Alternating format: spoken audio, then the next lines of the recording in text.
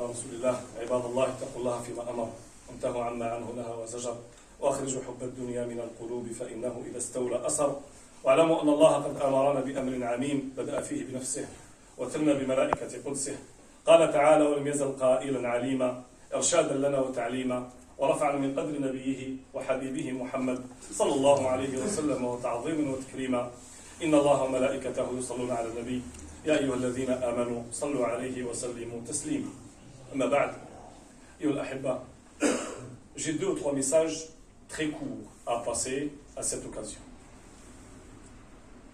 Si on parle aujourd'hui, on parle du terrain. On n'est pas en train de parler de... On n'est pas dans un salon d'un hôtel de 5 étoiles à Paris. On est sur le terrain. Et on parle du terrain. Le premier message, je le lance aux musulmans. À nous les musulmans. On ne peut pas continuer comme ça. On va aujourd'hui dans les églises, il n'y a pas de bagarre. Il n'y a pas de problèmes.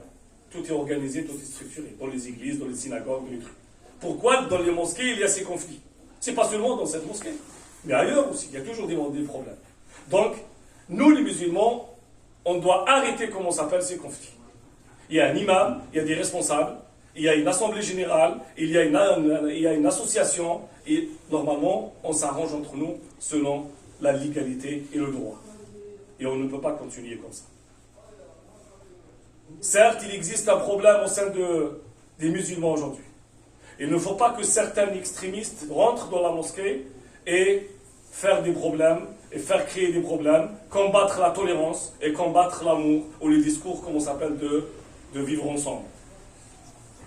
On n'attend pas jusqu'à que l'État ou les institutions de l'État interviennent. Il faut que les musulmans font leur travail. Les organisations musulmanes, les institutions musulmanes, elle n'est pas là pour soutenir tel imam ou tel imam. Normalement, elle est là pour encadrer les choses, pour orienter, pour soutenir les imams tolérants, les imams républicains, les imams qui travaillent pour le vivre ensemble. Malheureusement, ce qu'on voit sur le terrain, c'est pas ça. On est souvent trahi par ces organisations musulmanes, juste parce que peut-être on a une pensée différente, ou on a, comment ça s'appelle, des idées différentes, et n'acceptent pas. Il faut qu'on vive comme les autres vivent. Il faut qu'on pense comme les autres pensent. On a le droit d'être créatif. On a le droit de penser à autre chose, de préparer, de présenter à notre alternative. Et on n'est pas en train de diviser les musulmans lorsqu'on présente à notre alternative. On ne peut pas vivre avec des expériences ou avec une compréhension qu'on a importée du monde arabe. On est en France. Et on doit trouver une compréhension française, une compréhension selon les circonstances des musulmans en France. Selon la loi, le droit, les spécificités culturelles, politiques, je ne sais pas quoi. On ne peut pas importer l'islam du monde arabe pour l'amener ici en France. D'ailleurs, dans les écoles islamiques, dans chaque pays, dans chaque région, il avait toujours une école. L'école maliki, l'école de l'Andalus, l'école maghrébine, juridique musulmane maghrébine, l'école égyptienne, l'école irakienne, l'école médinoise. في كل مذهب هناك مدارس. Ces écoles, ils suivent les circonstances locales.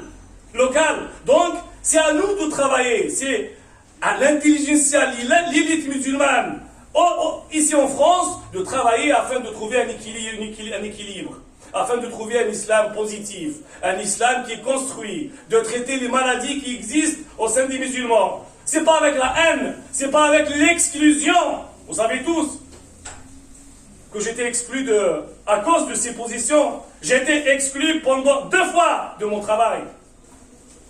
2 fois de mon travail. C'est pas avec cette mentalité d'exclusion, de haine qu'on avancera. Le deuxième message, c'est le premier message. Deuxième message, ça sera au président de la République. On ne peut pas séparer les choses. Qui fait un grand travail pour organiser l'islam en France. Il a créé la fondation de l'islam. Il l'a soutenu. Il a créé, comment ça s'appelle, le Conseil français, et l'a soutenu. Le Conseil français de culte musulman.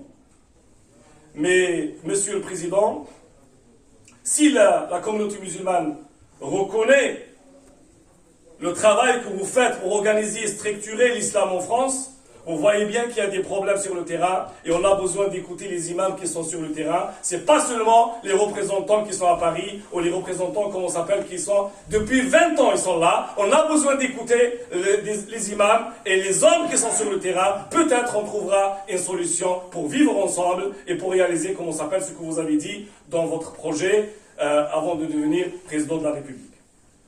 Ça, c'est le... Et quand je dis ça, je ne veux pas détailler les choses. Vous savez que le problème qui se passe ici, il est poussé. Et même les éléments qui ont perturbé notre mosquée, ils étaient poussés par certaines personnes afin que le discours de l'imam, le discours, il soit exclu de terrain. Il ne faut pas qu'il existe. C'est ça le but.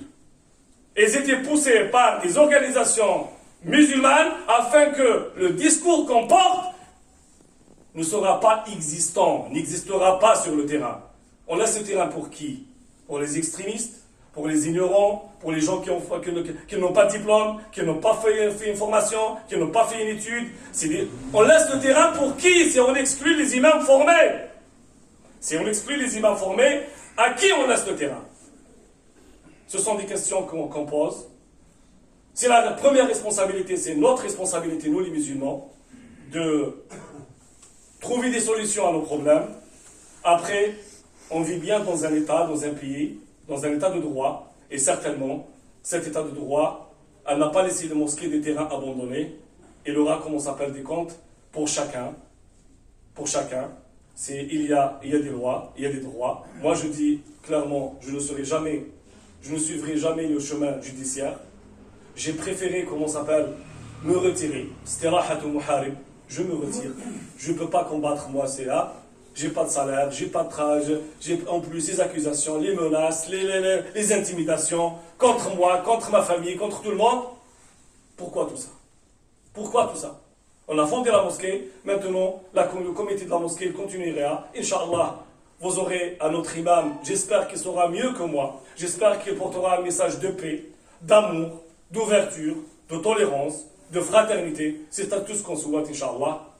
S'il sera le contraire, on a fait notre devoir. مسامحة بيناتنا إن شاء الله. ربنا اغفر لنا ولوالدينا وللمؤمنين يوم يقوم الحساب. اللهم اهدنا واهد بنا واجعلنا سببا لمن اهتدى يا رب العالمين. اللهم احينا على الإسلام وأمتنا على الإيمان واجعلنا من عبادك الراشدين. سبحان ربك رب العزة عما يصفون